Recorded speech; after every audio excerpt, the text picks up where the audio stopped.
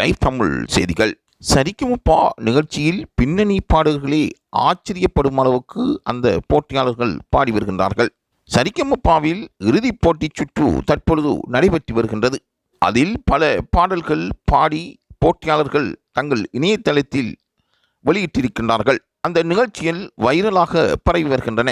மக்களுக்கு மத்தியில் பிடித்த ஓர் இசை நிகழ்ச்சியாக வலம் வரும் சரிகமபா நிகழ்ச்சி இறுதிக்கட்டத்தை நெருங்கியிருப்பதாக ரசிகர்கள் கூறுகின்றார்கள்.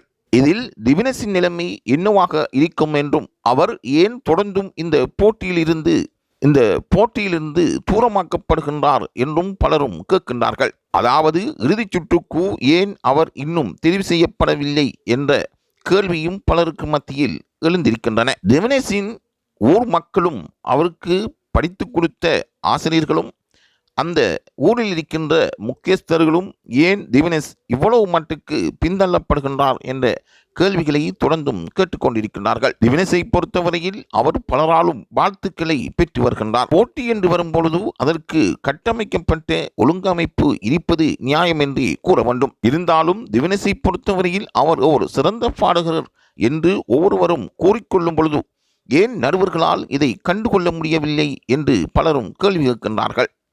சரிகமபா நிகழ்ச்சி ஒருவரால் பார்க்கப்படும் ஒரு விடயம் அல்ல.